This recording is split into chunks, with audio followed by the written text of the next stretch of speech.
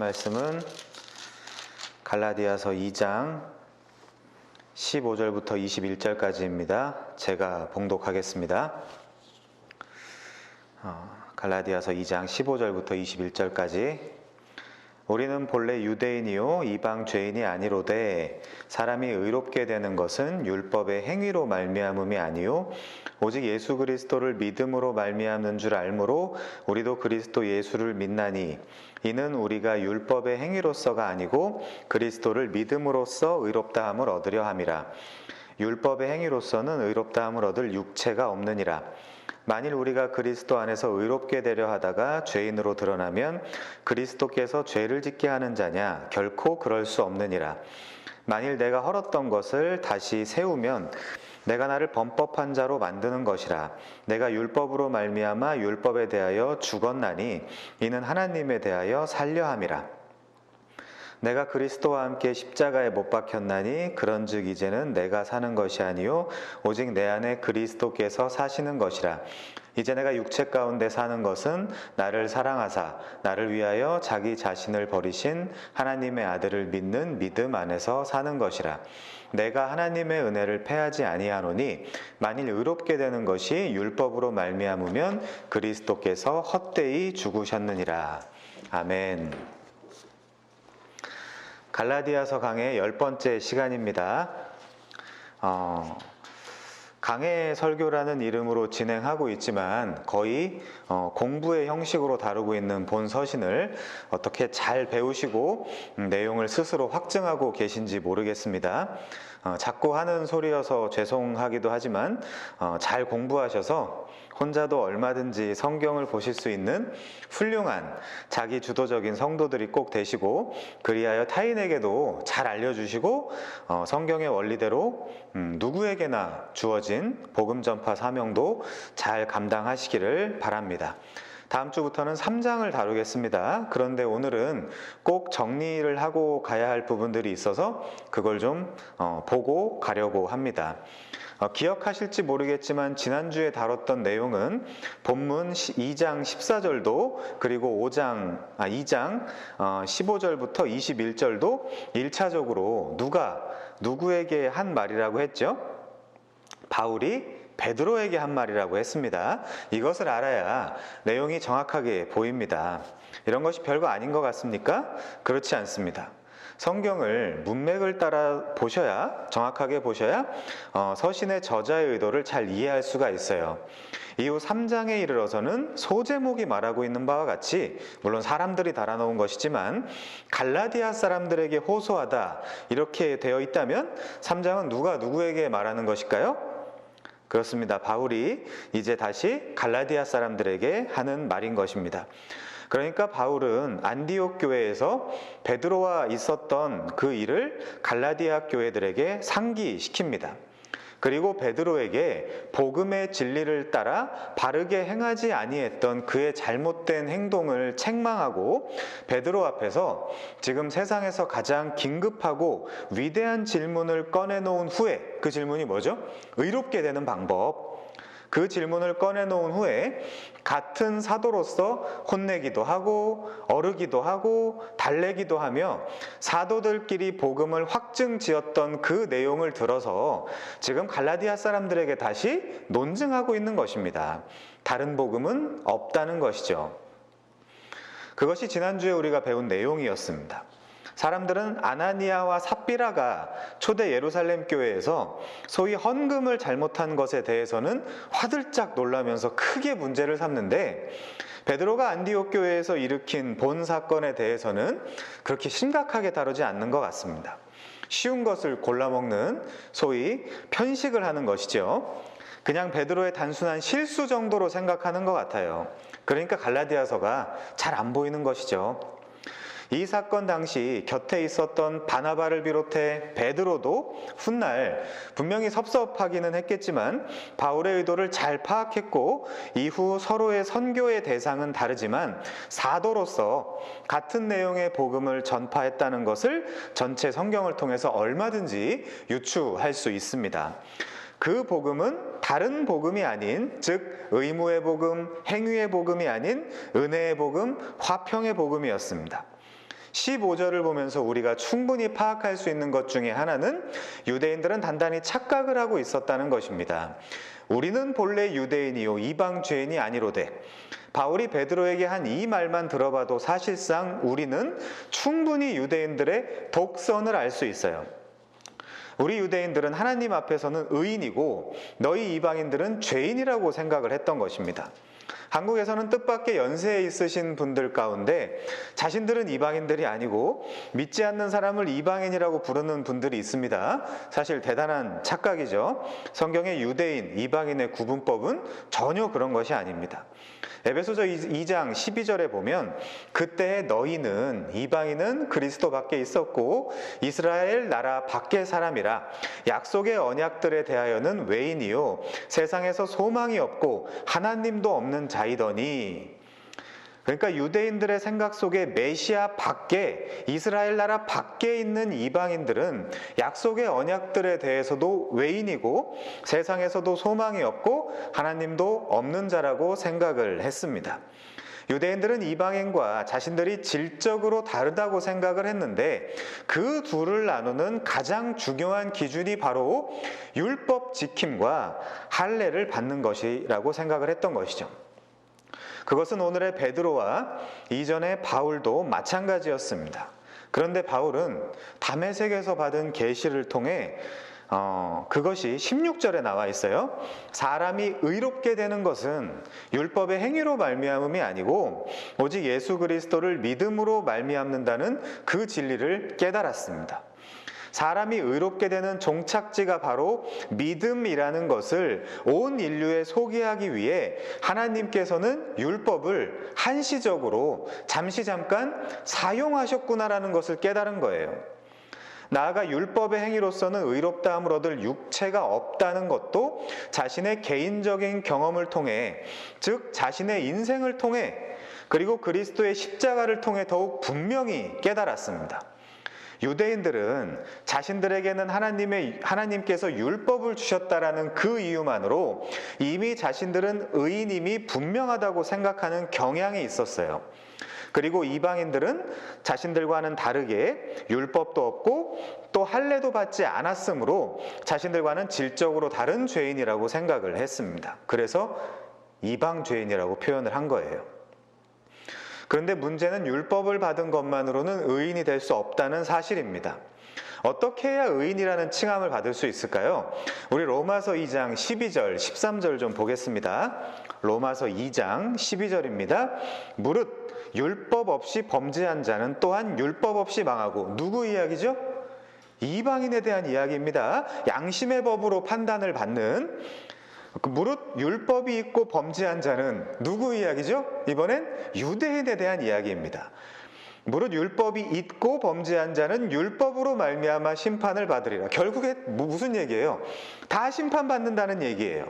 13절, 하나님 앞에서는 율법을 듣는 자가 의인이 아니요 오직 율법을 행하는 자라야 의롭다 하심을 얻으리니. 율법을 듣고 받기만 해도 의인이 된다고 착각한 이것이 바로 보편적인 유대인들의 문제였습니다. 우리 17절도 볼까요? 17절, 유대인이라 불리는 네가 율법을 의지하며 하나님을 자랑하며 율법의 교훈을 받아 하나님의 뜻을 알고 지극히 선한 것을 분간하며 맹인의 길을 인도하는 자요 어둠에 있는 자의 빛이요 율법에 있는 지식과 진리의 모본을 가진 자로서 어리석은 자의 교사요 어린아이의 선생이라고. 이게 문제예요. 스스로 믿으니. 이것이 문제입니다. 우리도 이 단에 서는 설교자면 스스로 타인과는 좀 다른 무슨 대단한 영빨을 갖고 있는 사람이라고 착각할 수 있습니다. 근데 그렇지 않아요. 21절의 계속이요. 그러면 다른 사람을 가르치는 네가 네 자신은 가르치지 아니하느냐? 도둑질하지 말라 선포하는 내가 도둑질하느냐? 가늠하지 말라 말하는 내가 가늠하느냐? 우상을 가증히 여기는 네가 신전 물건을 도둑질하느냐, 그렇게 한 사람들이 있었다는 뜻이에요.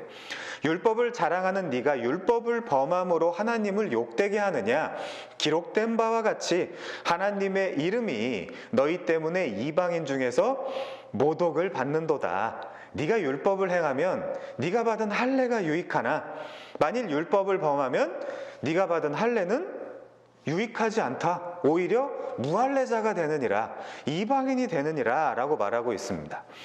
그렇습니다. 율법을 받았다고 하는 것은, 율법이라는 것은 그냥 받았다고 의인이 되는 것은 전혀 아닙니다. 지켜야 의인이 되는 거예요. 그런데 아직도 이들처럼 자신이 선생이라고 스스로 믿는 사람들이 너무나 많은 것 같아요. 할례를 받았으면, 즉 유대인이면 율법을 지켜야 하는 것입니다. 우리 갈라디아서 5장 2절 3절 볼까요? 너희가, 심지어 이방인인 너희가예요. 너희가 만일 할례를 받으면 그리스도께서 너희에게 아무런 유익이 없으리라. 왜요? 다시 율법을 지켜야 하는 자리로 돌아가니까 무슨 그리스도가 필요하겠어요? 헛되이 죽으시는 것이죠. 그리스도께서. 내가 할례를 받는 각 사람에게 다시 증언하노니 그 뭐 해야 된대요? 그는 율법 전체를 행할 의무를 가진 자라. 지가 좋은 거 몇 가지가 아니라 전체를 행할 의무를 가진 자라는 뜻입니다. 그러면 율법을 지켜야 한다면 어느 정도로 지켜야 하는 것일까요? 야고보서 2장 10절입니다. 볼까요? 같이 야고보서 2장 10절. 누구든지 온 율법을 지키다가 그 하나를 범하면 모두 범한 자가 되나니. 그쵸? 간음하지 말라 하시니가 또한 살인하지 말라 하셨은즉 내가 비록 간음을 하지 아니하여도 살인을 한다면 율법을 범한 자가 되느니라. 당연하죠. 율법이 613가지인데 게다가 거기서 파생하는 숱한 규율들이 엄청나게 많은데 이것을 어떻게 다 온전히 지키겠어요? 우리 한 단계만 더 들어갑시다. 마태복음 5장 22절입니다. 나는 너희에게 이르노니 형제에게 노하는 자마다 심판을 받게 되고 형제를 대하여 라가, 바보라는 뜻이에요. 라가라 하는 자는 공회에 잡혀가게 되고 미련한 놈이라 하는 자는 지옥불에 들어가게 되리라. 하나 더요. 요한일서 3장 15절. 형제를 미워하는 자마다 살인하는 자니. 살인하지 말라 그러잖아요. 율법에서. 살인하는 자마다 영생이 그 속에 거하지 아니하는 것을 너희가 아는 바라. 그러면 우리가 형제나 자매에게 화를 내거나 바보라고 하거나 미워한 적이 없습니까? 있죠. 그것을 부정해서는 우리가 대화가 안 됩니다. 바울도 스데반을 죽였고 바울은 스데반이 형제라고 생각할 수 없었던 시기도 있었지만 분명 나중에 보니까 뭐였어요? 형제였죠. 베드로도 안디옥 식사 자리에서 이방 형제들을 배척한 그 사건 자체가 형제들을 미워한 거란 말이에요. 이것은 복잡하지 않은 지극히 단순한 논리입니다. 그러면 바울과 베드로를 포함한 모든 유대인들이 율법을 지켰습니까? 여기에다가 우리도 한번 묶어봅시다. 우리들은 이 정도로 율법을 지켰습니까? 613가지나 되는 율법을 외울 수는 있는지요? 좀 더 정확한 언어를 사용한다면 우리가 이 율법을 정말 지킬 수 있습니까? 그럴 수 없습니다. 그래도 다른 소리를 한다면 이거는 그냥 단순한 지력의 문제예요. 율법이라는 것은 다시 말씀드리지만 받았다고 의인이 되는 것이 전혀 아니고 결과적으로 지킬 수 있어야 의인이 되는 구조를 갖고 있습니다. 그런데 문제는 율법의 행위로서는 의롭다함을 받을 육체가 없다는 데에 있는 것이죠.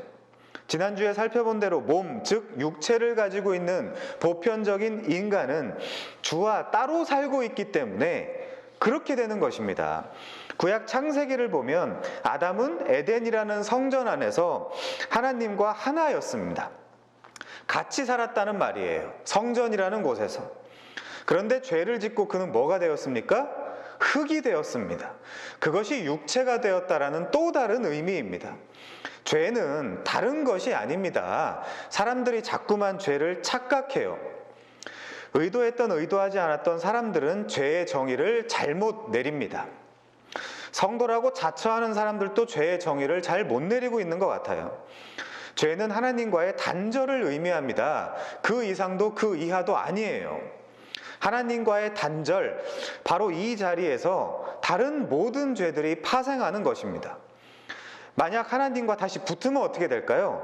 죄가 없는 것입니다. 그때는 죄는 하나님과의 단절을 아주 여실히 보여주는 하나님과 이 세상과 나를 좀 배우라는 도구이자 교보제라니까요. 우리가 죄라고 인식하는 세상에서 벌어지는 모든 일들은 하나님과 단절되었기 때문에 너무나 자연스럽게 생기는 결과물들입니다.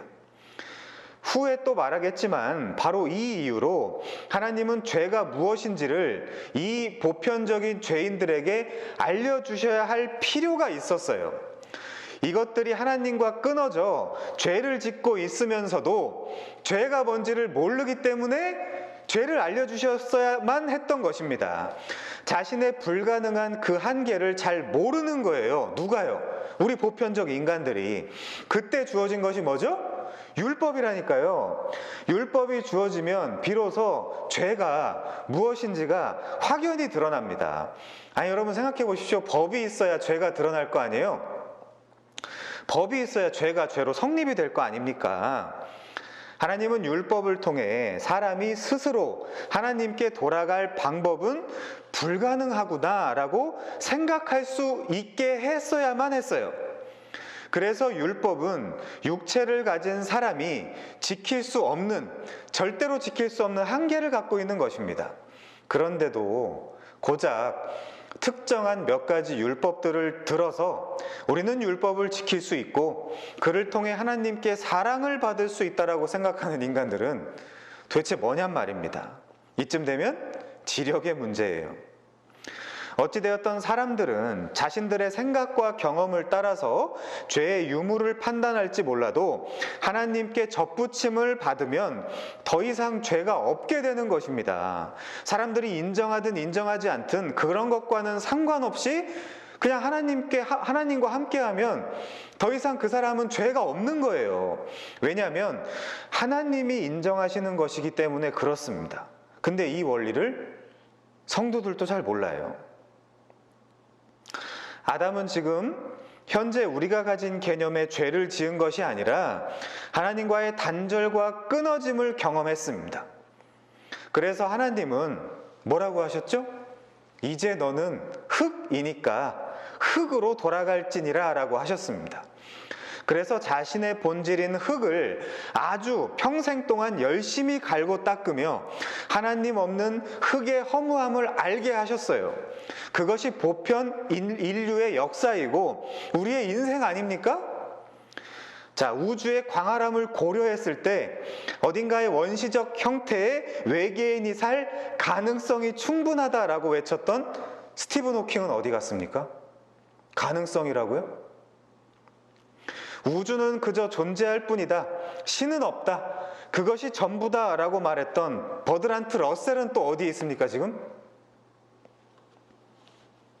그들도 열심히 흙을 갈고 닦다가 사라져버렸습니다. 호킹은 가능성을 말하고 러셀은 지금 전제의 논법을 선택했어요. 아니, 증명을 해야죠. 과학자면. 둘 다 과학자면. 그것이 과학의 기초 아닙니까? 그렇지 않고 가능성을 말하고 전제의 논법을 사용한다면 이 자들은 뭐예요 지금? 종교인이죠. 저열한 종교인. 도킨스 같은 인간들은 더 심한 종교적 언어를 사용합니다. 근데 겁나죠. 왜? 과학자니까. 이것이 사람들의 의견, 특별히 명성 있다고 하는 자들의 의견을 대단하게 생각하는 이 인류의 가장 심각한 문제입니다.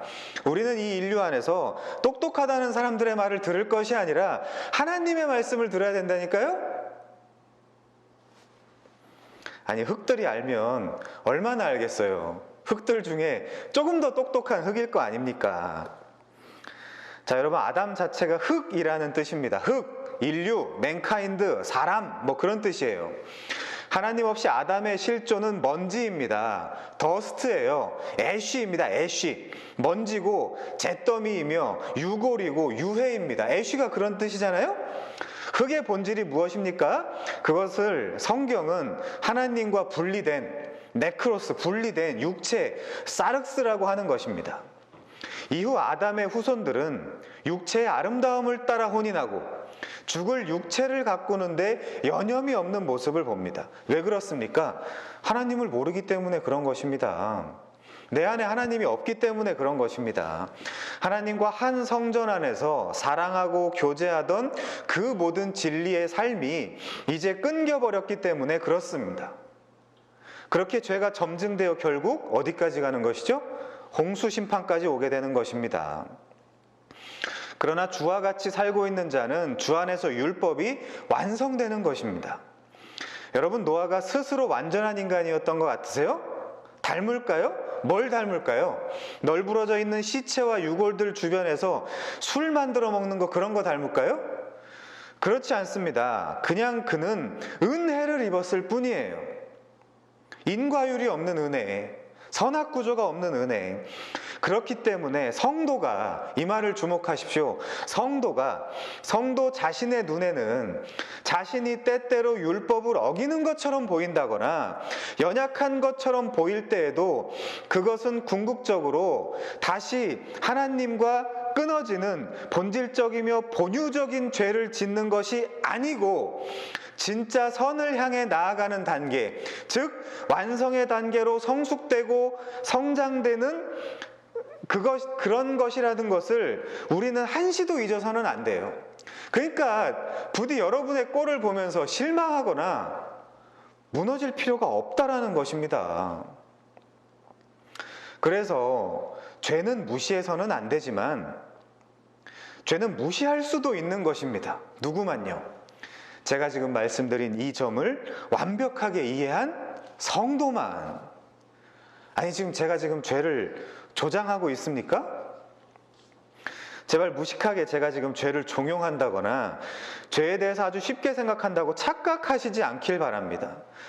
저는 지금 인간 세상에 존재하는 죄들을 가볍게 여기는 것이 결코 아닙니다. 그럴 이유가 없어요. 그래서도 안 됩니다. 그러나 더 중요한 것은 모든 인류의 각 개인은 하나님의 은혜 없이는 한시도 죄를 이기거나 뿌리칠 수 없다는 것을 강조하는 거예요. 논리적으로 이것을 강조한다고 저것을 무시하는 것은 아니죠. 이렇게까지 말해도 그렇게 듣는 것은 화자의 문제가 아니라 이쯤 되면 청자의 문제입니다. 그리고 나아가 죄는 하나님을 알 수 있는 명명백백한 도구라는 것도 강조해야겠습니다. 이 원리는 저 설교는 죄를 가벼이 하는 것 같아서 위험한데? 라고 생각하는 당신에게도 적용된단 말이에요. 착각하지 마십시오. 부디 나는 남과는 좀 다르다거나 역사상 단 한 번도 증명된 적이 없는 상상의 나래로 그래도 좀 할 수 있는 거 아니야? 라며 성경을 부정하지 않기를 바랍니다. 왜냐하면 다름 아닌 갈라디아서에서 이렇게 말하고 있기 때문입니다. 갈라디아서 3장 22절, 성경이 모든 것을 죄 아래 가두었으니, 인정하세요? 성경이 모든 것을 죄 아래 가두었으니, 왜요? 이는 예수 그리스도를 믿는 믿음으로 말미암는 약속을 믿는 자들에게 주려 함이라. 그렇죠? 그래서 다시 인용하지만 성경은 의인은 없다. 그런데 단 한 사람도 없다라고 선언하는 것입니다. 그 의인들의 도시 예루살렘에, 거기 의인들의 도시여야 되잖아요. 그 의인들의 도시 예루살렘에 의인 한 사람이 없어서 나라가 망한 것을 우리 인류는 기억하되, 특별히 이 유대인들 흉내내길 좋아하는 이 조국 교회의 종교인들은 더 깊이 마음에 각인해야 할 것입니다. 로마서 3장 19절입니다.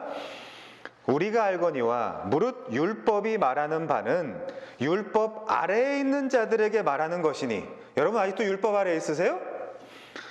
이는 모든 입을 막고 온 세상으로 하나님의 심판 아래에 있게 하려 함이라. 여러분 율법 아래에 있으면 심판받는다니까요. 아니, 하나님께서 온 세상으로 하나님의 심판 아래 있게 하려고 입들을 좀 닫으라는데도 율법을 지켜야 한다는 둥, 지킬 수 있다는 둥, 그렇게 얘기하면 어떡해요? 그 목회자의 자녀들하고 대화를 하다 보면 늘 목회자가 강단 위에서가 아니라 집에서 사택에서 어떻게 사는지에 대해서 이야기가 나올 때가 있거든요. 그런데 자기 부모가, 그러니까 목회자와 사모님이겠죠? 자기 자신과 교회를 위해서는 엄청난 수고와 헌신은 하셨지만 율법대로 사는 것을 제대로 본 적이 없대요. 그런데 교인들에게는 그렇게 살라라고 가르친다는 것입니다. 다들 공감이 가시죠? 거기서 소위 MK와 PK들의 엄청난 딜레마가 있습니다. 자기 부모를 보면서요. 그리고 그들도 그것을 알게 모르게 배웁니다. 삶으로 가르치라 그러는데 맞아요. 삶으로 가르칩니다. 이 아이러니를요. 복음을 이해하지 못한 목회자라는 사람도 사실 불쌍합니다. 복음을 이해하지 못했어요. 가르칩니다. 그런데 자신도 안 돼요. 그래도 가르칩니다. 왜요? 그래야 될 것 같으니까. 아니, 그럼 착하게 살지 말라고 가르치겠습니까? 그러면서 자신도 안 된다는 것을 깨닫고 누구도 할 수 없음을 사실 인간이라면 그리 길지 않은 시간 동안에 다 깨닫습니다. 우리 솔직해져야 돼요, 이 시점에서. 그런데도 또 누구를 가르쳐야 돼요. 왜요? 주일이 오잖아요. 자신도 점점 지칩니다. 곤비하죠. 그리곤 어느 순간에 가서 다른 사람들은 몰래 자신도 슬쩍 포기합니다. 그래도 나는 못하지만 남에게는 열심히 가르치고 있다는 그 사실로 위안을 삼으면서 말이죠. 스스로 선생이라 믿는 유대인과 다를 바가 뭡니까? 그런데 사실 자녀들을 포함해 주변 사람들도 한 명 한 명 그 사실을 알게 됩니다. 그래서 사람들이 실은 무슨 말인지도 모르면서 인격 하는 것입니다. 모두가 주장하고 원하는 마치 바람과 같고 신기루와 같은 그것을 잡아보겠다고 가출했다가 곧 컴백홈하는 자신을 바라보게 되는 것이죠.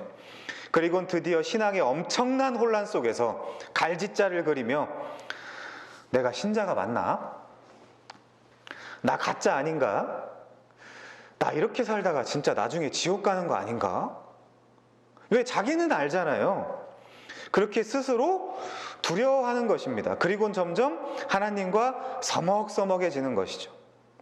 이것이 제가 만난 사람들의 아주 보편적인 신앙의 혼란이에요. 여러분들은 안 그러십니까? 거짓말하지 마세요. 자, 근데 20절도 보겠습니다. 그러므로 율법의 행위로 그의 앞에 의롭다 하심을 얻을 육체가 없나니 율법으로는 죄를 깨달음이니라. 자, 율법의 행위로는 사람이 의롭게 될 수가 없답니다. 위안이 느껴지지 않으세요? 원래가 그런 거랍니다. 갈라디아서와 똑같이 여기 또 육체, 사르스가 나오죠. 주와 떨어져 있는 몸. 그렇기 때문에 율법과 믿음 사이에서는 논쟁도 논란의 여지도 있어서는 안 되는데, 그렇게 가르치면 사람들이 방종을 한다는 둥, 지금 죄를 더 짓게 만든다는 둥, 믿음이 없는 소리들만 해대고 있습니다. 사람들이. 아니, 그걸 네가 왜 신경 쓰세요? 성경대로 가르쳐도 안 된다거나 효과가 없다고 하는 사람들은 사실 믿음이 없는 사람들입니다. 믿음이 없는 사람들이 강단을 쥐락펴락하고 있으니 진짜 믿음을 보기가 힘들게 되었죠. 당연하죠. 복음을 못 듣는데. 그런데도 할 수 있다고 떠들어댑니다. 아니, 그런데 성경은 율법의 행위로 그의 앞에 의롭다 하심을 얻을 육체가 없다 그러잖아요. 그러면 여기서 위안을 갖고 다른 방법을 좀 찾아보란 말이에요. 그러면 도대체 율법을 주신 이유와 목적이 무엇입니까? 아니, 아무도 할 수 없는 것을 하나님이 도대체 왜 주셨을까요? 사람들 피곤하고 힘들고 두렵게 왜 주셨어요, 하나님이? 율법으로는 죄를 깨달음이니라. 결국 로마서 3장을 통해 살펴보면 하나님께서 율법을 주신 근본적인 이유와 목적은, 율법은 첫째, 온 세상에 입을 막는 것입니다. 근데 입을 안 막아요. 둘째, 심판 아래 두기 위한 것입니다. 셋째, 죄를 깨닫게 하기 위한 것입니다. 왜 온 세상의 입을 막으려는 것입니까? 어디 가나 의인 코스프레 하는 인간들이 있기 때문입니다. 남들과 비교해서 비교 우위를 선점하려고 하는 사람들이 있어서 그래요. 그런데 그게 어디에서 가장 잘 먹히겠어요? 어리숙한 교회에서 가장 잘 먹힙니다. 그러나 교회가 율법을 주신 목적을 제대로 알게 되면 비로소 이런 의인 코스프레는 사라지게 될 것입니다. 지금은 그런 시대도 아니지만 믿음이 좋다는 것이 칭찬을 받는 시대를 우리는 지나왔어요. 그러다 보니까 가짜들이 사람들의 칭찬과 부러움을 사기 위해서 믿음 좋은 척을 해왔고 행위를 자랑하기도 했습니다. 그런데 다행인지 불행인지 이런 것이 전혀 먹히지 않는 시대가 되었어요. 그리고 정확하게는 말 못해도 뭔가 그러고 있는 사람들이 사실상 좀 이상해 보이기도 한다는 것을 사람들이 다 느낍니다. 요즘 누가 믿음 좋다, 뭐 행위가 좋다 해서 교회에서 사람들이 칭찬합니까? 안 합니다.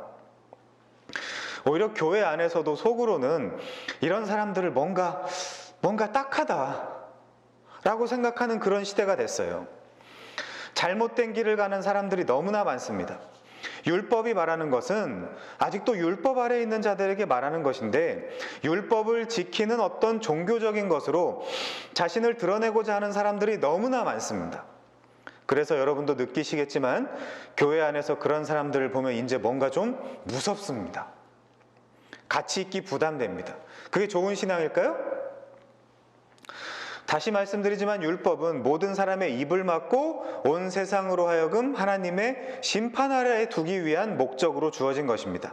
그리고 정말 중요한 것은 죄를 깨닫게 하기 위해 주어졌습니다. 하나님께서 율법을 지키는 것을 통해서는 아무도 의의 기준치에 도달할 수 없으므로 인간이 가진 죄를 드러내기 위해서 율법을 주셨습니다. 죄를 깨닫게 하고 죄 가운데서 그들을 심판할 목적으로 율법이 주어졌어요. 아시겠습니까? 이것이 우리가 구약이라고 부르던 옛 시대에 주어진 율법의 목적과 목표입니다. 그래서 구약이에요. 여러분은 결론이 깨끗이 난 구약을 다시 살고 싶습니까? 바보예요, 그거는. 아니면 새롭고 산 길이 열려있는 신약을 살고 싶습니까? 당연하죠. 유대인들은 자신들이 그 율법을 지키고 할례를 받는 것을 통해서 하나님 앞에서 의로워질 수 있다라고 착각했습니다. 그런데 하나님이 유대인을 한 번이라도 칭찬한 적이 있습니까? 없습니다. 심지어 사도 바울처럼 궁극적으로는 거짓말이었지만 율법에 흠이 없다며 살아온 이도 그것이 본질이 아니라고 하나님께 작살이 났어요. 바울과 베드로를 포함한 유대인들은 하나님의 더 큰 계획과 큰 뜻을 보지 못하고 율법을 오해했던 것입니다. 우리 로마서 10장 1절에서 4절 보겠습니다. 형제들아, 내 마음에 원하는 바와 하나님께 구하는 바는 이스라엘을 위함이니 곧 그들로 구원을 받게 함이라. 내가 증언하노니 그들이 하나님께 열심히 있으나 올바른 지식을 따른 것이 아니니라. 하나님의 의를 모르고 자기 의를 세우려고 힘써 하나님의 의에 복종하지 아니하였느니라. 하나님의 의는 로마서 3장에 하나밖에 없잖아요. 자, 4절. 그리스도는 모든 믿는 자에게 의를 이루기 위하여 율법의 마침이 되시니라.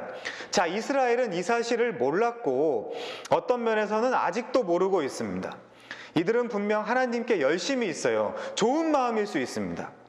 사실 우리와 비교도 안 되는 열심이 있습니다. 그러나 그 열심은 올바른 지식을 따른 것이 아니었어요. 그러니까 여러분, 지식이 얼마나 중요한지요? 사람들은 자꾸 교회 안에서는 지식이 가치 없다고 생각합니다. 전혀 그렇지 않습니다. 알고 바른 길로 가야 합니다. 안 그러면 시간과 에너지를 엄청 낭비하게 될 것입니다. 그러다 보니 이들은 하나님을 위한 열심이었는데도 하나님과 전혀 상관없는 길로 가버렸습니다. 힘써 하나님의 의에 복종하지 않았습니다. 어떻게 복종하지 않았을까요? 뜻밖의, 아이러니하게 율법을 지켜서 하나님의 뜻에 복종하지 않았다니까요? 아니, 성경에 그렇게 써 있지 않습니까? 그러나 율법의 마침은 무엇입니까? 모든 믿는 자에게 의를 이루기 위한 율법의 마침은 그리스도이십니다. 바로 이 점을 유대인들은 놓친 것입니다. 유대인들의 생각은 율법을 잘 지키면 하나님의 백성으로 의롭게 될 수 있다고 착각을 했지만, 그래서 하나님께서도 그렇게 하면 하나님께서도 기뻐하실 것이다 라고 착각을 했지만, 하나님의 진짜 의도는 율법을 통해서 율법의 진짜 목적지요, 종착지인 그리스도에게로 인도하기 위해서 주셨다는 것입니다. 그래서 그리스도는 모든 믿는 자에게 의를 이루기 위한 율법의 텔로스, 마침, 목표, 목적, 꼴이 되시는 것이에요. 예수님이 꼴이에요, 꼴. 그래서 유대인들은 아이러니하게도, 들어보세요, 율법을 아주 열심히 지키면서 아주 열심히 하나님에 의해 복종하지 않고 하나님께 불순종하는 아주 웃기는, 아주 우픈 결과를 만들게 되었습니다. 이 말을 이해하셔야 돼요. 율법을 지키면서 하나님께 불순종했다는 말을. 여러분, 참 억울한 시간 낭비죠. 이것을 가장 잘 이해한 사람이 누굴까요? 바울입니다. 내가 율법을 아주 열심히 지키면서 하나님을 대적했구나 라는 그 사실을 바울이 깨달은 것입니다. 바로 이것을 또 갈라디아 교회가 똑같이 오해할 위기에 처한 거예요. 이렇게도 생각할 수 있습니다. 유대인이면 그럴 수 있다 쳐요. 그런데 이방인인 갈라디아 사람들까지도 율법을 지키고 할례를 받겠다고 나서는 것은 이제 이방인들조차도 은혜의 복음을 부정해버리는 결과로 나타날 수 있게 되는 것입니다. 로마서 3장 28절이요. 사람이 의롭게 되는 것은 율법의 행위에 있지 않고 믿음으로 되는 줄 우리가 인정하노라. 갈라디아서와 로마서는 똑같습니다. 하나님은 다만 유대인의 하나님이시냐, 또한 이방인의 하나님도 되시느니라. 할례자도 믿음으로 말미암아, 또한 무할례자도 믿음으로 말미암아 의롭다 하실 하나님은 한 분이시니라. 그런즉 우리가 믿음으로 말미암아 율법을 파기하느냐? 그럴 수 없느니라. 도리어 율법을 굳게 세우느니라. 자, 이 31절은 대부분이 다 오해하고 있어요. 저는 이 31절을 명쾌하게 설명하는 사람을 아직 본 적이 없어요. 아니, 생각해 보십시오. 문맥에도 맞지 않게 바울이 갑자기 율법의 저주에서 그리스도를 통해 속량해 주신 은혜를 선포하러 온 땅을 다 돌아다니면서, 여러분, 율법이 아니라 은혜입니다. 오직 우리에게는 은혜입니다. 은혜입니다. 오직 믿음입니다. 믿음입니다. 라고 하다가 갑자기 우리가 믿음으로 말미암아 율법을 파기하느냐? 그럴 수 없느니라. 도리어 율법을 굳게 세우느니라. 율법을 잘 지킵시다라고 말하면서 다시 은혜를 부정하고 다시 율법을 세우겠어요? 이게 그냥 넘어갈 문제가 아니란 말이에요. 율법의 마침, 율법의 텔로스가 뭐라 그랬어요? 예수 그리스도라니까요. 무슨 말이냐면, 지난주 본문하고도 연결해서 생각해 봅시다. 오늘 본문 갈라디아서 2장 18절, 만일 내가 헐었던 것을 다시 세우면 내가 나를 범법한 자로 만드는 것이라, 이 말이 뭐였어요? 십자가 은혜를 바울이 물론 언어로 복음 전함으로 패하고 자신이 물론 다시 언어로 율법을 세우면, 율법을 강조하면 자기가 가장 먼저 죄인으로 드러날 뿐 아니라, 왜요? 율법으로는 아무도 의롭게 될 수 없으니까 모든 이방인을 다시 죄인으로 만드는 꼴이잖아요. 그러면 바울도 복음의 진리를 따라서 바르게 행하는 것이 아니란 말이에요. 그럼 나도 바울을 혼내야죠. 그러면 바울도 불레임을 받아야 돼요. 그러면 17절에서 보는 바와 같이 뻔히 잘하고 있는 바울을 포함해서 정통 유대인들을 누가 죄를 짓게 하는 자가 될까요? 그리스도께서 죄를 짓게 하는 자가 되는 것이죠. 그러면 로마서 3장에 나오는 우리가 도리어 진짜로 율법을 굳게 세운다라는 이 말의 진의는 뭐겠어요? 제가 혹시 궁금해서 지금 로마서 강해를 하고 있는 어떤 교회에 좀 들어가 보니까 정말 인내심을 가지고 봤습니다. 완전 딴소리 하던데, 자, 들어보세요. 율법이야말로 실로 자신의 불가능함을 폭로하고 드러내요. 오직 그리스도에게로 인도하는 아주 좋은 역할을 해주는 일종의 종인데, 내가 지금 니들이 착각하고 있는 율법의 목표와 목적을 바로 세움으로써 율법을 굳게 세운다는 것입니다. 지키라는 것이 아니라 그리스도를 선포함으로써 율법의 원래 목적과 목표를 이루겠다라는 뜻이에요. 율법을 주신 목적과 목표는 지키라고 주신 것이 아니라, 신약에 그런 말이 어디 있어요? 나의 한계와 불가능함을 깨닫고 이것을 통해서, 뭘 통해서요? 오직 율법을 통해서 그리스도께로 오라는 것입니다. 그러면 그것이 율법을 굳게 세운다는 뜻이에요. 다시 율법으로 돌아가서 그것 좀 잘 지켜라, 구원받았으니까 이제 그것 좀 잘 지켜라가 아닐 거 아닙니까? 우리 좀 문맥을 따라서 읽는 습관을 가집시다. 아니, 바울이 로마서 따로 갈라디아서 따로 말합니까? 그럼 우리가 헷갈려서 어떻게 성경에 대해서 확신을 하겠냔 말이에요. 그래서 이 성구는 이제 구원받았으니까 다시 율법으로 돌아가서 율법을 잘 지키자는 말이 아니란 말이에요. 아니, 명백하게 신약에 그런 성구가 어디 있습니까?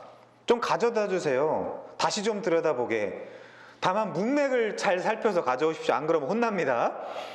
다시 말씀드리지만 진짜 우리의 행위는 새 언약의 중보자이신 예수를 믿고 그때 받은 성령을 통해야만 율법 안에 담긴 하나님의 거룩하고 선하신 성품이 그제서야 완전체로 나오게 되는 것입니다.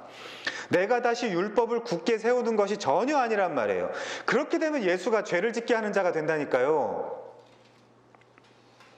그러면 내가 나를 범법한 자로 만드는 것이 된다니까요. 다시 로마서와 갈라디아서는 똑같은 이야기를 하고 있어요.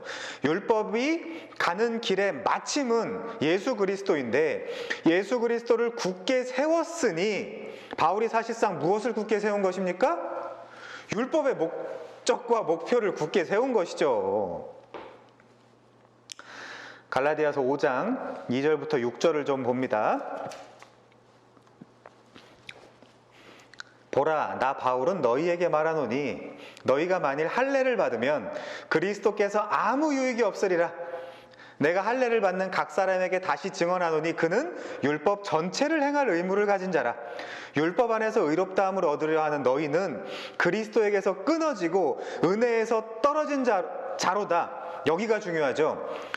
우리가 성령으로 믿음을 따라 의의 소망을 기다리노니 그리스도 예수 안에서는 할례나 무할례나 효력이 없으되 사랑으로서 역사하는 믿음뿐이니라.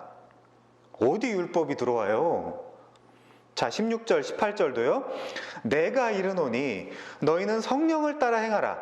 그리하면 육체의 욕심을 이루지 아니하니라. 육체의 소욕은 성령을 거스르고 성령은 육체의 소욕을 거스르나니 이 둘이 서로 대적함으로 너희가 원하는 것을 하지 못하게 하려 함이니라. 너희가 만일, 18절 중요합니다. 외우세요.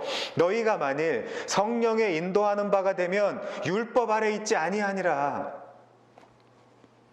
그럼 어디에 있어야 되겠어요? 성령에 인도하시는 그 자리에 있어야 되는 것이죠. 저주의 율법은 아직도 율법 아래에 있는 자들에게 말한다니까요. 우리는 선하고 거룩한 하나님의 속성과 성품이 드러난 율법을 내 마음대로 파기하거나 부정하는 자들은 아닙니다. 그러나 신약의 새 율법, 야고보가 말하는 자유의 율법이 내게서 참되게 열매 맺게 하기 위하여 믿음과 성령을 강조하는 자들이라는 것입니다. 야고보서야말로 저는 진짜 인간의 노력만으로 이루어지는 행위를 부정하는 서신이라고 생각해요. 왜냐하면 그 이유는 여기 이렇게 나와 있습니다. 야고보서 1장 17절 18절입니다.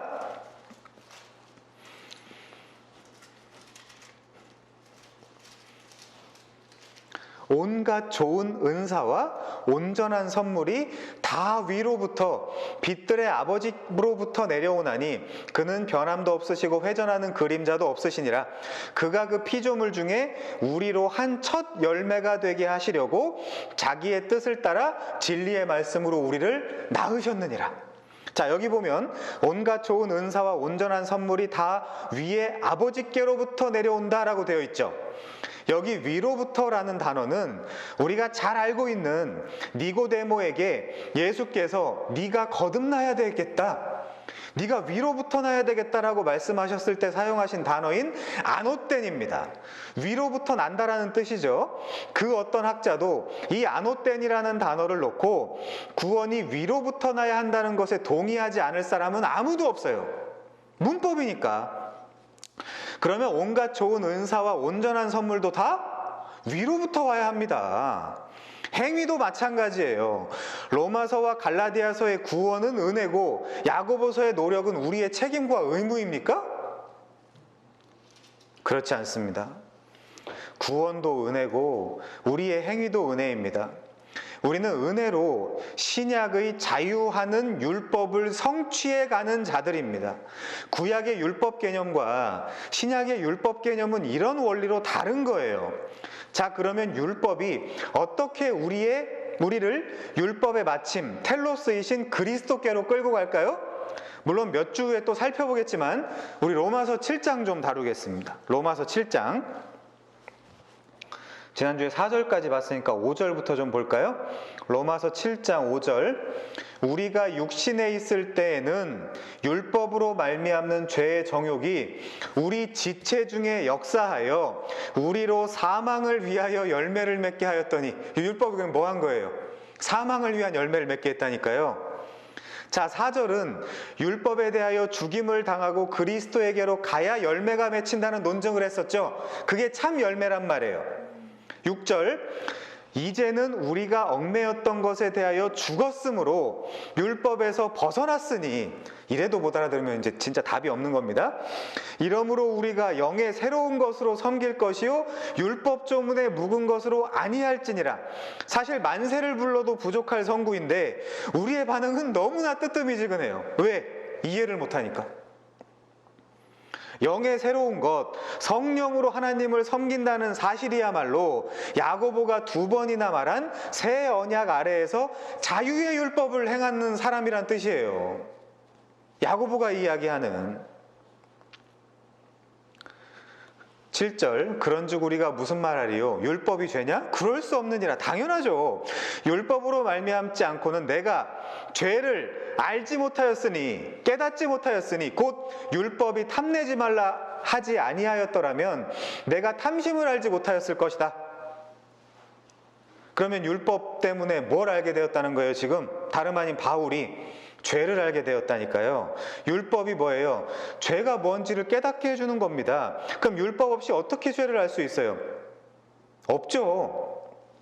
물리적인 행동으로 드러나기 전에는 사실 죄가 아닌 줄 알았는데, 근데 지금 율법이 뭐까지 조지는 거예요? 마음, 탐심. 탐심은 또 십계명의 우상숭배랑 또 연결이 되잖아요. 자, 8절. 그러나 죄가 기회를 타서 계명으로 말미암아 내 속에서 온갖 탐심을 이루었대요. 내 속에서. 그것도 죄라는 거예요, 지금. 이는 율법이 없으면 죄가 죽은 것임이라. 우린 율법이 없어지는 때가 와요, 좀 있으면. 자, 율법이 없으면 어떻게 된대요? 죄가 아닌 게 된대요. 법이 없는데 무엇으로 죄를 판단하겠어요? 그러니 율법이 없으면 죄의 판단 기준 자체가 없어진다는 것이죠. 그러면 율법의 목적이 뭐예요? 죄 고발 장치라니까요. 죄 고발 장치. 지키라는 것이 아니라 죄를 고발하는 역할. 물론 지켜야 내 죄가 고발이 되겠죠, 더 잘. 9절. 전에 율법을 깨닫지 못했을 때에는 내가 살았더니, 얼마나 자신 있게 살았어요, 바울이. 계명이 이름에 죄는 살아나고 나는 죽었도다. 생명에 이르게 할 그 계명이 내게 대하여 도리어 사망에 이르게 하는 것이 되었도다. 율법은 바울도 못 지킨다니까요. 죄가 기회를 타서 계명으로 말미암아 나를 속이고 그것으로 나를 죽였는지라. 이로보건대 율법은 거룩하고 계명도 거룩하고 의로우며 선하도다. 그렇다면 자신은 거룩하지 않고 의롭지 않고 선하지 않다는 논증이죠. 그런즉 선한 것이 내게 사망이 되었느냐? 그럴 수 없느니라. 자, 이게 중요해요. 왜 그럴 수 없냐? 오직 죄가 죄로 드러나기 위하여 선한 그것으로 말미암아 나를 죽게 만들었으니 이는 계명으로 말미암아 죄로 심히 죄되게 하려 함이라. 그래서 어쩌자고요? 그걸 생각해야죠. 자, 선한 율법이 계명으로 말미암아 내 죄를 어떻게 만들어요? 심히 죄되게. 죄가 있었다는 것 정도는 알고 있었지만 율법이 성큼성큼 내게로 다가오자 내 죄를 어떻게 한다고요? 증폭시킨다고요. 내 죄를 더 심히 죄되게 만든다고요. 그것이 율법의 목적입니다. 그러니 뭣도 모르고 율법을 잘 지키자고 하는 단순한 인간들은 의도하지 않았어도, 물론 올바른 지식을 따라 하는 게 아니죠, 유대인들처럼 더 죄를 짓자는 논리로 가는 것입니다. 그러면서 뭐까지 가요? 그리스도를 부정한다니까요. 자, 로마서 5장 10절. 율법이 들어온 것은 범죄를 더하게 하려 함이라. 죄를 더 져라. 율법이 가입한 이유가 안 그래도 범죄를 하고 있던 죄인인데 이 죄인으로 하여금 숨어있는 더 많은 내면과 외면에 옛날에는 인식하지 못했던 범죄를 확 다 드러내고 폭로하여 너는 진짜 나쁜 놈이다 라고 사람을 정죄할 목적으로 주어져 있다는 것입니다. 그러면 어떻게 해요? 율법이 나를 자꾸만 죽은 자로, 죽은 흙일 뿐임을 드러내요. 나를 정죄합니다. 사실 내 자력으로는 아무것도 할 수 없는 먼지임을 깨닫게 해요. 자, 바울의 고백을 좀 더 보죠. 로마서 7장 19절. 내가 원하는 바 선을 행하지 아니하고 도리어 원하지 아니하는 바 악을 행하는도다. 그러므로 내가 한 법을 깨달았노니 곧 선을 행하기 원하는 나에게 악이 함께 있는 것이로다. 이게 영성이에요. 미친 짓 하는 게 영성이 아니고, 내 속사람으로는 하나님의 법을 즐거워하지만 내 지체 속에서 한 다른 법이 내 마음의 법과 싸워 내 지체 속에 있는 죄의 법으로 나를 사로잡는 것을 보는도다. 오호라, 나는 곤고한 사람이로다. 이 사망의 몸에서 누가 나를 건져낼까? 여러분, 바울의 고민이 느껴지십니까? 어떤 인간들은 이 성구들이 구원받기 전에 바울을 묘사한다 그래요. 누구 맘대로? 아니, 그 증거가 뭔데요? 그냥 주장입니다. 우리는 구원받고 나서 이런 고민을 안 합니까? 저는 맨날 해요. 이런 고민을 안 하고 완전히 가짜입니다. 구원받은 성도도 때때로 육적으로든 영적으로든 엄청난 고민과 갈등에 빠집니다. 그중 성도의 가장 심각한 고민이 뭘까요? 하나님 앞에서 바르게 살고 싶어하는 나에게 자꾸만 다른 생각이 찾아온다는 것이에요. 아니, 세상 어떤 성도가 하나님 앞에서 바르게 살고 싶지 않은 성도가 어디 있어요? 근데 그 사람에게 자꾸 다른 유혹과 다른 게 더 재밌는데, 다른 거 하고 싶은데, 그런 생각들이 찾아온다는 거예요. 누구도, 바울도. 근데 그 생각은 나를 죽이는 생각이라는 것입니다. 아, 내가 하나님을 위해 혹은 하나님을 향해 살고 싶지만은 내가 육체 안에 거하기 때문에, 주님과 따로 거하고 있기 때문에 그것이 아직 안 되는 것이로구나. 마치 잡히지 않는 신기루처럼 내가 망가져 있기 때문에, 율법이라는 거룩하고 선한 법으로는 내가 망가져 있기 때문에 내가 하나님을 만날 수도 그를 섬길 수도 없구나를 아주 깊이 절절하게 깨닫게 됩니다. 율법을 지켜왔다고 자부했던 사도 바울도 자신의 삶이 거짓된 위선적 삶이었다는 것을 깨달았어요. 물건을 실제 훔친 적은 없는지 몰라도 탐내지 말라는 율법 때문에 내 안에 뿌리 깊은 탐심이 자로잡고 있었다는 것을 깨달았습니다. 율법과 계명은 마음도 감찰하는구나라는 것을 깨달았어요. 그래서 깊어지면 깊어질수록 이러지도 못하고 저러지도 못하는 바울을 우리는 봅니다. 그리고 공감을 하죠. 그리고 그것이 우리들의 고민이기도 합니다. 그리고 로마서 7장 안에서 이 역사 속에서 같은 고민을 했고 또 하고 있으며 앞으로도 하게 될 우리들의 형제 자매들을 봅니다. 여러분, 그러면 어떻게 할까요? 이 고통 속에서 고민하고 걱정하다가 말라 죽을까요? 성큼성큼 다가오는 율법의 저주와 정죄 아래에서 무너져 갈까요? 그러라고 하나님이 율법을 주셨을까요? 우리더러 망하고 실족하라고, 실망하라고, 다름 아닌 누구도 아닌 하나님이 우리에게 율법을 주셨을까요? 아니라니까요. 율법의 텔로스, 율법의 마침은 그리스도 예수란 말이에요. 로마서 7장의 마지막 절 25절, 갑자기 나 죽겠다고, 미치겠다고, 곤고한 자신을 좀 꺼내달라고, 살려달라고 외치던 바울이 갑자기 25절, 우리 주 예수 그리스도로 말미암아 하나님께 감사하리로다. 우리 주 예수 그리스도로 말미암아 하나님께 감사하리로다.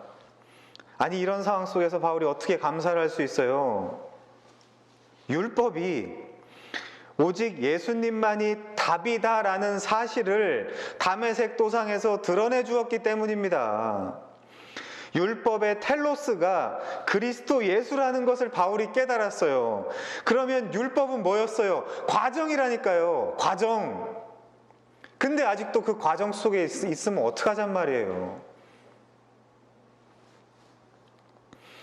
그리고 그 위대한 성경의 반지라고 읽는 로마서, 그 중에서도 반지에 다이아몬드라고 별명을 가지고 있는 로마서 8장으로 이렇게 넘어가는 것입니다. 로마서 8장 1절, 그러므로 이제 그리스도 예수 안에 있는 자에게는 결코 정죄함이 없다. 이는 그리스도 예수 안에 있는 생명의 성령의 법이 죄와 사망의 법에서 너를, 다른 사본에는 나를, 죄와 사망의 법에서 나를 해방하였음이니라. 율법이, 나를이 맞죠, 문맥적으로. 율법이 육신으로 말미암아 할 수 없는 그것을 하나님만은 하시나니 곧 죄로 말미암아 자기 아들을 죄 있는 육신의 모양으로 보내어 육신의 죄를 정하사 육신을 따르지 않고 그 영을 따라 행하는 우리에게 비로소 율법의 요구가 이루어지게 하려 하심이니라. 선을 행하기 원하는 나에게 악이 함께 있는 것을 성도는 봅니다. 옛날을 회상하는 것이 아니란 말이에요. 옛날에 무슨 선을 행하기 원합니까? 아니, 생각해 보세요. 그렇지 않습니다. 그리고 바울은, 아니 사울의 옛날 자신은 잘하고 있다고 생각했어요. 속사람으로는 하나님의 법이 즐거운데 내 육신의 지체 속에 있는 죄의 법이 나를 사로잡는 것은 성도는 봅니다. 성도만 봐요. 그래서 권고합니다. 바로 그때 그 사망의 몸에서, 정말 돌겠고 미치겠는 이 사망의 몸에서 누가 나를 건져낼까? 그리스도 예수밖에 없다는 것입니다. 왜? 지가 하면 되지 왜 누가 건져낼까라고 하겠어요? 건져낼까라는 표현에 뭔가 어떤 의미가 있는 것 같지 않으세요? 죽었다 깨어나도 안 되더란 말이 거기 함의되어 있단 말이에요. 그래서 건져달라, 나를 좀 건져달라라고 하는 거예요, 바울이. 그리고 그 아들을 보내 나를 건져주신 하나님께 감사하는 것입니다. 말하자면 비유컨대 이런 것이죠. 민수기 21장에 보면 하나님의 뜻과 명을 제대로 행하지 못해서 망해가고 죽어가는 이스라엘 백성들이 나와요. 독사에게 물렸죠. 그들의 몸이야말로 말하자면 사망의 몸이었던 것입니다. 물론 하나님의 명령이었습니다마는 그때 그 고통 속에서 급히 좌우를 두리번거리니까 나무에 달려있는 노뱀이 있어요. 이 자들이 살아날 유일한 방법은 그 죽어가는 고통 속에서 의사를 찾는 것도 아니요, 민간요법을 행하는 것도 아니요, 하나님께서 알려주신 유일한 치료법인 장대 위에 노뱀을 바라보는 것이었습니다. 그뿐이었어요. 그리고 이것은 상징하는 것이 있습니다. 자, 이 구약의 출애굽 사건을, 이거 출애굽 사건이에요, 바톤으로 이어받아서, 출애굽 사건은 우리의 구원의 서정을 그대로 나타내주고 있다고 말했습니다. 이걸 바톤으로 그대로 이어받아서 예수께서 뜻밖의 이런 말씀을 하십니다. 요한복음 3장 13절, 하늘에서 내려온 자 곧 인자 외에는 하늘에 올라간 자가 없느니라. 모세가 광야에서 뱀을 든 것 같이 인자도 들려야 하리니 이는 그를 믿는 자마다 영생을 얻게 하려 하심이니라. 하나님이 세상을 이처럼 사랑하사 이와 같이 사랑하사 독생자를 주셨으니 이는 그를 믿는 자마다 멸망하지 않고 영생을 얻게 하려 하심이니라. 방법이 다 나와 있죠. 하나님이 그 아들을 세상에 보낸 것은 세상을 심판하려 하심이 아니요 로마서 8장이잖아요. 그로 말미암아 세상이 구원을 받게 하려 하심이라. 그를 믿는 자는 심판을 받지 아니하는 것이요 믿지 아니하는 자는 하나님의 독생자의 이름을 믿지 아니함으로 벌써 심판을 받은 것이니라. 자, 요한복음의 저자는 사도 요한이거든요. 그는 사도입니다. 바울과 똑같은 위치에 있는 사도. 그러면 사도 바울과 사도 요한은 똑같은 이야기를 해야 돼요. 같은 복음을 전해야 됩니다. 그리고 그는 지금 예수님께서 하신 말씀을 그대로 기록을 했어요.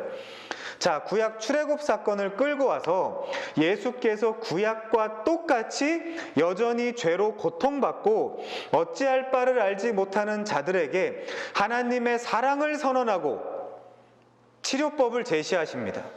그런데 그 이처럼의 사랑의 결과가 뭐래요? 치료법이 뭡니까? 바울이 경험한 거예요. 아들을 이 세상에 보낸 것입니다.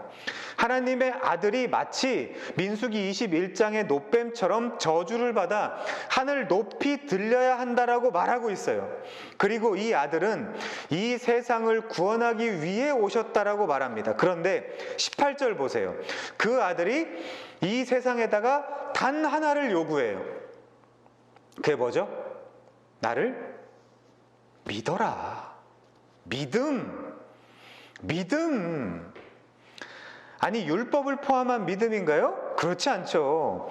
사실 정말 잘 읽어보면 요한복음은 갈라디아서보다 더 심오하고 아주 자세히 그리고 포괄적으로 유다이스모스, 즉 당시 완전히 썩어있는 유대교와 율법주의를 공격하고 블레임하는 성경이라니까요.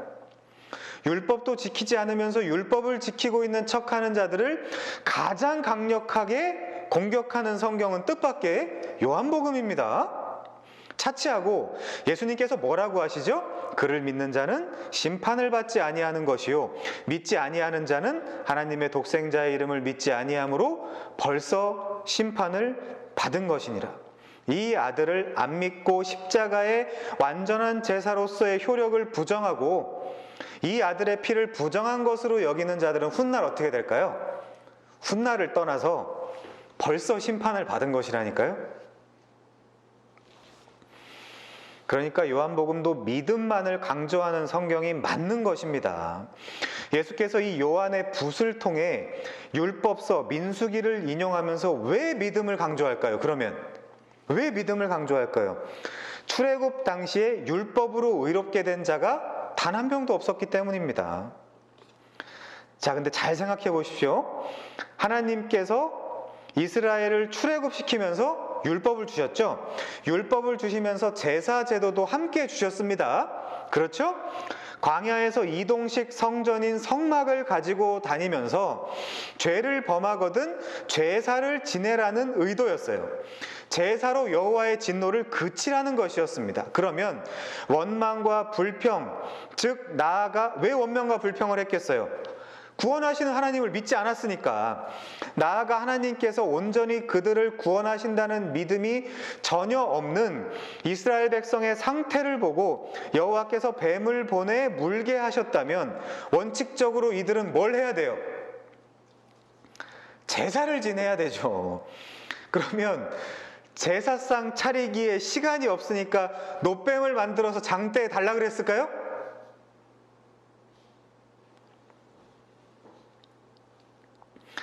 그러면 왜 광야 한복판에다가 굳이 놋뱀을 만들어서 그것을 바라보라고 하셨을까요?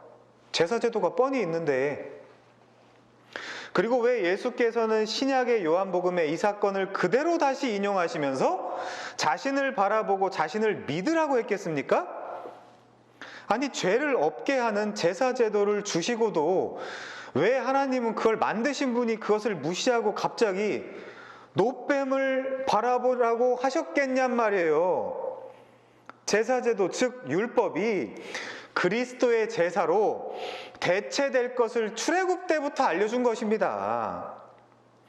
그런데 그 그리스도께서 자신을 내용으로 하는 복음을 그저 믿으라고 하면, 믿으면 그뿐이지 다시 율법으로 돌아가면 어쩌자는 거냔 말이에요. 구약으로 후퇴하는 것이죠. 그것을 하지 말라는 것입니다, 바울이. 이게 영적인 문제일까요? 지력의 문제일까요? 그것을 오늘 본문식으로 말하면 내가 헐었던 것을 내가 다시 세우는 꼴이 되고 내가 나를 범법한 자로 만드는 꼴이 됩니다. 그래서 바울이 이렇게 말하는 겁니다. 본문 19절, 내가 율법으로 말미암아 율법에 대하여 죽었나니 이는 하나님께 대하여 살려 함이라. 이 마음 좀 가지세요. 이 마음 좀. 여기 말미암아가 헬라어 디아인데요, 이것은 인하여, 통하여라는 뜻입니다. 즉 내가 율법을 통하여 율법에 대하여 죽었나니, 이게 좀 더 잘 와닿죠? 율법에 대하여 죽었다는 것은 이제 나는 율법과 아무런 상관없는 자라는 뜻입니다. 율법은 바울의 옛 남편이었고, 그렇죠? 옛 남편을 섬긴 것도 분명하지만 이제 옛 남편인 율법이 죽었으므로 그 남편의 법에서 벗어나게 되었다라는 것입니다. 우리 로마서 7장 1절 좀 볼게요. 형제들아, 내가 법하는 자들에게 말하노니 너희는 그 법이 사람이 살 동안만 그를 주관하는 줄 알지 못하느냐. 남편 있는 여인이 그 남편 생전에는 법으로 그에게 매임받으나 만일 그 남편이 죽으면 남편의 법에서 벗어나느니라. 남편의 법이 뭔데요? 율법이잖아요. 그러므로 만일 그 남편의 생전에 다른 남자에게 가면 음녀라. 그러나 만일 남편이 죽으면 그 법에서 자유롭게 되나니 그때 다른 남자에게 갈지라도 음녀가 되지 아니하느니라. 다른 남자가 누구여야 되죠? 문맥적으로? 우리의 진짜 남편? 예수여야 되는 것이죠. 4절, 그러므로 내 형제들아, 너희도 그리스도의 몸으로 말미암아 율법에 대하여 죽임을 당하였으니, 이렇게 죽임을 당했어요. 이는 곧 다른 남편이 나와요. 죽은 자 가운데서 살아나신 이에게 가서 우리가 하나님을 위하여 열매 맺게 하려 함이라. 율법으로는 죽었다 깨어나도 열매를 못 맺는다니까요. 그런데 아직도 율법이라는 옛 남편을 그리워하면서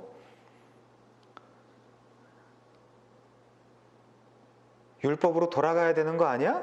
라고 미련한 여자들이 아직도 팔레스타인 근방과 조국교회 도처에 넘쳐나고 있어요. 제가 볼 때. 이 미련한 여자들이. 이것을 성경이 뭐라고 합니까? 두 글자로? 간음이라 그런다니까요. 간음.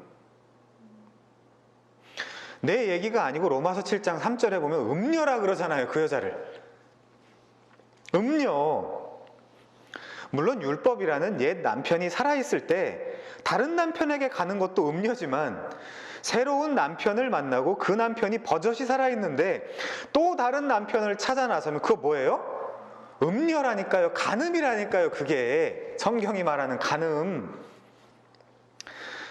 우리의 유일한 남편은 그리스도 한 분밖에 없지 않습니까?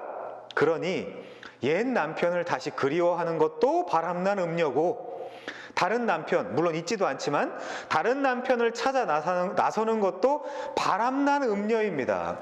우리 신랑 되시는 그리스도 예수께, 그 예수께만 만족함이 없는, 말하자면 고멜 같은 창녀라고 할 수 있겠죠. 여러분, 영적 창녀 되고 싶으세요? 아니, 왜 자기 신랑이 버젓이 있는데 그걸로 만족을 안 해? 그럼 수상한 거 아닙니까? 아, 예수가 뭔가 다가 아니구나라고 생각하는 여자 아니에요. 근데 중요한 건 이겁니다. 4절 그리스도의 몸으로 말미암아 율법에 대하여 죽임을 당하였다. 무슨 말이에요? 잘 모르겠죠? 우리 자연스럽게 그 유명한 갈라디아서 2장 20절로 넘어갑시다. 갈라디아서 2장 20절 내가 그리스도와 함께 십자가에 못 박혔나니 그런즉 이제는 내가 사는 것이 아니요 내 안에 그리스도께서 사시는 것이라. 이제 내가 육체 가운데 사는 것은 나를 사랑하사 나를 위하여 자기 자신을 버리신 하나님의 아들을 믿는 믿음 안에서 사는 것이라. 역본에 따라서 19절에 걸려 있기도 한 내가 그리스도와 함께 십자가에 못 박혔다. 즉 그리스도께서 십자가에서 죽으실 때 나도 함께 못 박혔다. 나는 그때 죽었다. 율법의 저주가 그리스도를 향해서 그리스도를 죽였지만 그것은 사실 나를 향한 것이었고 내가 받아야 할 형벌이었다. 그런데 내 주 되시는 그리스도 예수께서 나 대신 죽으셨다. 그래서 나는 그분과 함께 죽은 것이다. 라는 대속적 진리를 바울이 깨달은 것입니다. 현재 완료형이에요. 수네스타우로마이. 여러분, 완료형이라는 것은 동사가 서술하는 주어의 지속적인 상태를 나타내는 표현입니다. 즉 나는 그리스도와 함께 지금도 십자가에서 죽은 상태로 지속되어 있다. 이 뜻이에요. 왜 그럴까요? 로마서 6장 6절 봅니다. 로마서 6장 6절. 자, 똑같은 신학적 함의를 가진 동사가 여기서도 나와요. 우리가 알거니와 우리의 옛사람이 예수와 함께 십자가에 못 박힌 것은 수네스타우로 때 예수와 함께 십자가에 못 박힌 것은 죄의 몸이 죽어 다시는 우리가 죄에게 종노릇 하지 아니하려 함이라. 이 말 바꾸면 뭐예요? 율법 아래 있으면 뜻밖의 죄를 짓는 게 된다니까요. 이걸 이해해야 되는데 더 이상 죄의 영향을 받지 않고 죄에게 종노릇하지 않기 위해서 하나님이 바울을 그리고 우리를 십자가에 못 박았고 그렇게 지금도 십자가 위에서 못 박혀 있다는 것입니다. 죄의 몸이 죽은 것이에요. 그러면 여러분 죽음으로만 끝나면 안 되겠죠? 그러면 아무 의미가 없지 않습니까? 만약에 우리가 죽음으로만 끝나면. 그래서 로마서 6장 10절 그가 죽으심은 죄에 대하여 단번에 죽으심이요 그가 살아계심은 하나님께 살아계심이니. 자, 이게 중요하죠. 이와 같이 너희도 너희 자신을 죄에 대하여는 죽은 자요 그리스도 예수 안에서 하나님께 대하여는 살아있는 자로 여길지니라. 괄호 열고 괄호 닫고 믿음으로. 그런 현실이 지금 아닌 것 같지만 믿음으로 그렇게 살라는 거예요. 그러니까 성경에 말하는 믿음이라는 게 얼마나 중요합니까? 어디 율법을 이야기해요? 어디 할례를 이야기해요? 어디 안식일을 이야기해요? 11조를 이야기해요? 절기를 이야기해요? 어디 감히. 난 미친놈들 같아요. 옛 남편인 율법이 죽었든 아니면 내가 죽었든 율법과 나는 이제 무슨 상태예요? 이혼한 상태예요. 디볼스했어요. 죽은 자에게 율법이 지가 뭔데 율법을 지키라고 하겠습니까? 죽은 자에게? 들려요? 죽은 자가? 이혼한 여자에게 옛 남편이 이래라 저래라 어떻게 그럴 수 있죠? 깜빵 가죠. 바로 그 이야기를 하는 것입니다. 우리와 율법의 혼인은 끝났으며 우리는 그리스도와 혼인했고 이제 우리는 하나님의 가정에 들어가. 예수와 혼인했으면 누구의 가정에 들어가는 거예요? 성부의 가정에 들어가는 거죠. 성부의 가정에 들어가 이제 그 성부의 자손을 출생하며 그 성부를 위한 열매를 맺는 자가 된다니까요. 내가. 그게 복음이에요. 그게.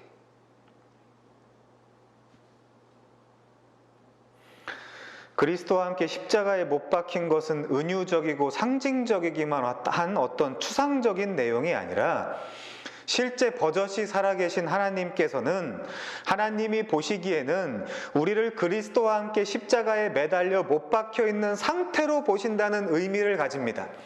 그럼 내가 하는 게 죄겠어요? 하나님 앞에서? 아니란 말이에요. 이 말을 죄를 지으라는 말로 들읍니까? 가세요, 그냥. 제발 좀 가세요. 그래서 우리가 죄와 상관없는 자가 되었다는 뜻입니다. 내가 이것도 할 수 있고 저것도 할 수 있지만 교회에 덕을 끼치는 행동을 하겠다. 그게 바울의 관점이에요. 여기 가선 이렇게 할 수 있고 저기 가서 저렇게 할 수 있지만 뭐가 저 사람의 신앙과 믿음을 위하는 길이 될까? 그걸 고민하면서 결정했다는 뜻입니다. 제가 언제 죄를 지라 그래요? 미쳤습니까, 제가?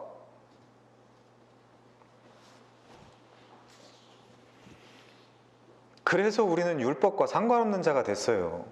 율법은 종놈이고 나는 그 종을 부리는 자녀라 그러잖아요, 갈라디아서에서.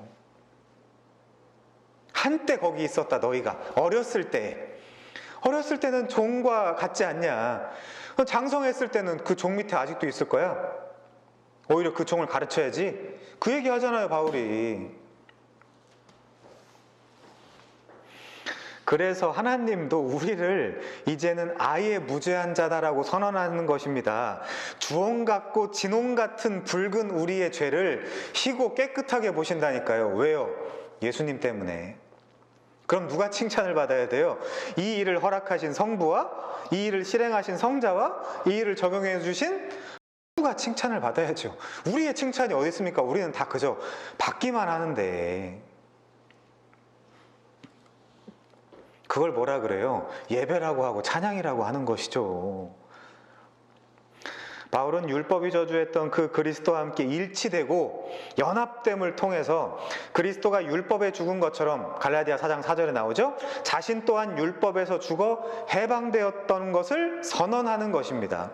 내가 그리스도와 함께 십자가에 못 박혔다. 그러면 이제 어떻게 살아야 되겠어요?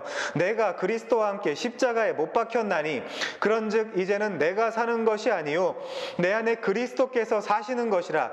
나를 근거하거나 나를 준거점으로 삼는 것이 아니라 나를 내세워 살지 아니하고 내 안에 그리스도로 살아가는 자가 되었다. 그럼 하나님이 나를 어떻게 보시겠어요? 무죄하다, 깨끗하다, 순백하다, 거룩하다, 예쁘다. 얼굴은 못생겼지만 예쁘다. 하나님은 그렇게 그리스도로만 살아가는 자들을 성도라고 한단 말입니다. 바로 이겁니다. 바울이 지금 선언하는 복음의 핵심은 자신을 사랑해서 자기 자신을 버리신 하나님의 아들을 믿는 믿음 가지고 살아간다는 겁니다. 그리고 문맥은 분명히 이 삶은 율법과는 아무런 상관이 없는 삶이다. 이렇게 얘기해도 못 알아들으면 이제 어쩔 수가 없어요. 율법과는 아무런 상관이 없는 삶이다라는 뜻입니다. 이게 갈라디아서가 말하는 복음의 핵심이에요.